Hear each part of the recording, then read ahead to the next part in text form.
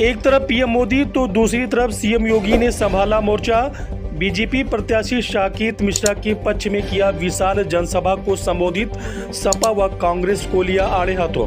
नमस्कार, मैं हूं अहमद पठान, आप देख रहे हैं श्रावस्ती एक्सप्रेस टीवी। खबर उत्तर प्रदेश के श्रावस्ती लोकसभा क्षेत्र से है, जहां पर चुनाव अपने आखिरी पायदान पे है। 25 मई को यहां मतदान होना है। उससे 2 दिन पहले देश के प्रधानमंत्री नरेंद्र मोदी अपने प्रत्याशी साकेत मिश्रा के पक्ष में श्रावस्ती के कटरा एयरपोर्ट के सामने विशाल जनसभा को संबोधित कर सपा कांग्रेस पर जमकर निशाना साधा। उन्होंने कहा कि उत्तर प्रदेश व दिल्ली के 2 शहजादे भाजपा को बदनाम करने की कोशिश कर रहे हैं। मोदी को चाहे जितना गाली दो, लेकिन देश के प्रति खिलवाड़ व भ्रष्टाचार मोदी बर्दाश्त नहीं करेगा। वहीं इस जनसभा के बाद दूसरी जनसभा श्रावस्ती के तुलसीपुर में हुई, जहां पे उपस्थित भारी जनसमूह को संबोधित करते हुए उत्तर प्रदेश के मुखिया योगी आदित्यनाथ ने सपा और कांग्रेस पर जमकर निशाना साधा। वहीं सपा के बलरामपुर के कुछ नेताओं पर उन्होंने जमकर तंज कसा। उन्होंने कहा कि सपा और बसपा व कांग्रेस की सरकार में माफियाओं का राज था, जबकि भाजपा की सरकार आते आते सारे माफिया जेल में हैं। उन्होंने कहा बलरामपुर में भी एक माफिया था जो पप्पू खान की हत्या करके खुद को वहां पर सहानुभूत देने गया, और भाजपा सरकार ने आज उसे कहां पहुंचा दिया ये सभी जानते हैं। उन्होंने देश में मोदी सरकार की और उत्तर प्रदेश में अपनी सरकार की काफ़ी गुणगान किया और लोगों को अपने पक्ष में मतदान करने की अपील की। एक ही दिन में 2 बड़ी जनसभाएं कहीं न कहीं भारतीय जनता पार्टी के लिए संजीवनी साबित हो सकती हैं। रणनीतिकार बताते हैं कि यह मोदी और योगी की एक बड़ी रणनीति है। भाजपा प्रत्याशी साकेत मिश्रा को मजबूत करने के लिए 2 कोनों पर पीएम मोदी और सीएम योगी ने मोर्चा संभाला। 5 चरणों का चुनाव हो गया है और 5 चरणों के चुनाव में पूरे देश के अंदर अलग अलग राज्यों में मुझे जाने का अवसर प्राप्त हुआ। उत्तर प्रदेश में भी 53 सीटों पर 80 में से 53 सीटों पर चुनाव हो गए हैं, और 4 जून को क्या परिणाम आने जा रहा है, हर व्यक्ति पहले से निश्चिंत है। दुनिया भी, देश भी, कश्मीर से कन्याकुमारी तक, कामरूप से लेकर के कच्छ तक पूरे देश के अंदर जाने का अवसर प्राप्त हुआ। हर ओर एक ही नारा गूंज रहा है, एक ही संकल्प है, एक ही स्वर सुनाई देता है, और वह है कि फिर एक बार, फिर एक बार, फिर एक बार, अब की बार, अब की बार। जब 400 पार की बात हम करते हैं तो समाजवादी पार्टी को चक्कर आने लगता है, क्योंकि बहनों और भाइयों 400 सीटों पर तो उसने कभी सपने में भी चुनाव लड़ने की नहीं सोचा है।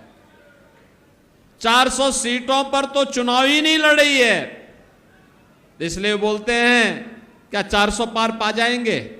जनता जनार्दन कहती है हां पाएंगे, और जनता जनार्दन के द्वारा तो यह भी कहा जाता है कि जो राम को लाए हैं,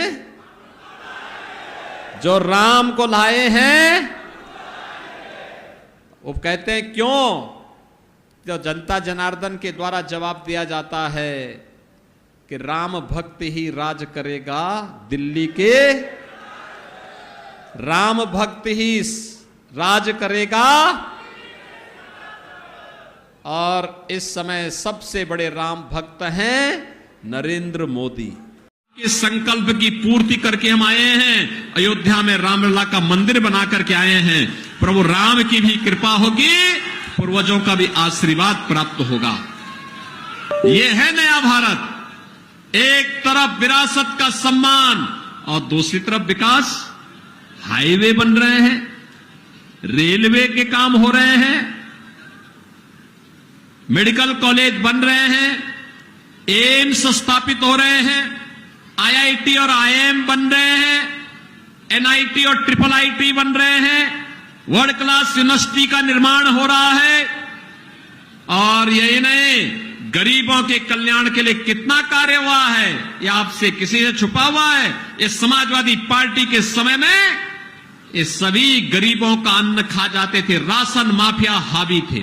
यहां तो क्या था, वहां उनके समय में राशन माफिया, भू माफिया, पशु माफिया, जंगल माफिया, खनन माफिया और पेशेवर अपराध में लिप्त माफिया, यही थे ना। और इसीलिए हमने कहा अगर राम लला को अयोध्या में विराजमान करेंगे तो माफियाओं का राम नाम सत्य है की यात्रा भी निकालेंगे। निकली ना। ये समाजवादी पार्टी की सरकार थी, क्या करते थे, सपा का है एक ही नारा, खाली प्लॉट पर कब्जा करके वे बनाते थे अपना, इस ढंग से करते थे, यानी खाली प्लॉट है हमारा, यही बोलते थे ना। और जैसे ही 2019 मार्च 2017 को मैंने शपथ ली, मैंने पहली बैठक ली और मैंने प्रशासन से कहा, उस समय के मुख्य सचिव से डीजीपी को बुलाकर के वरिष्ठ अधिकारियों से कहा, मैंने कहा जितने गरीबों की जमीन पर, जितनी व्यापारियों की जमीन पर समाजवादी पार्टी के किसी माफिया ने, किसी गुंडे ने कब्जा किया है, अगले 48 घंटे के अंदर एक कब्जा हट जाना चाहिए। और बहनों और भाइयों, मैंने कहा अगर सीधे मुंह से कोई नहीं मानेगा तो टेढ़ी उंगली से उसको निकालना, और अगर तब भी नहीं मानेगा, क्योंकि बहुत बार होता है ना कि लातों के भूत बातों से नहीं मानते, तो मैंने कहा उसके बाद उसकी छाती को रौंदते हुए बुलडोजर भी चला करके अतिक्रमण को हटा देना। आज मैं कहता हूं, क्या कोई समाजवादी पार्टी का गुंडा और कोई अपराधी किसी खाली प्लॉट पर कब्जा कर पाएगा क्या? किसी बेटी और व्यापारी की सुरक्षा के लिए खतरा बन सकता है क्या? खतरा बनेगा तो 7 पीढ़ी याद करेगी क्या हाल करेंगे। बहनों और भाइयों, सुशासन की पहली शर्त है सुरक्षा, बिना भेदभाव की सुरक्षा। एक माफिया यहां भी मंडरा रहा था, देखा ना, ये पप्पू खां की हत्या कर दी गई थी यहां, और दिन दहाड़े हत्या करके और फिर क्या करते हैं, हत्या भी करेंगे, और हत्या करने के बाद फिर इसके बाद सहानुभूति व्यक्त करने के लिए भी चले जाते हैं। अब यूपी में ऐसे नहीं चलेगा।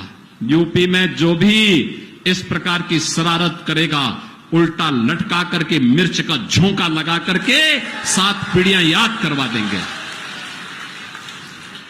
और इसीलिए मैं आज आया हूं आपसे कहने के लिए कि बहनों और भाइयों, याद करना, मोदी जी के नेतृत्व में सुशासन का जो स्वाद हमें मिल रहा है, फ्री में राशन, मुफ्त में उपचार, किसानों को किसान सम्मान निधि, और यही नहीं, घर घर घर शौचालय, हर गरीब को मकान। मोदी जी ने कुछ घोषणाएं और की हैं। 4 जून को जैसे फिर एक बार मोदी सरकार बनेगी, तो मोदी सरकार बनने के साथ 70 वर्ष से ऊपर के हर एक व्यक्ति को, हर एक बड़े बुजुर्ग को 5 लाख रुपए हर वर्ष उपचार का कार्ड, आयुष्मान कार्ड उपलब्ध होगा। हमने थारू जनजाति के लोगों के मकान 100% बनाने की पहले से ही गारंटी ली है। मोदी जी ने कहा जितने भी दलित होंगे, वंचित होंगे, पिछड़ी जाति के लोग होंगे, अन्य गरीब होंगे, जिनके पास अपना मकान नहीं है, सिर ढकने के लिए छत नहीं है,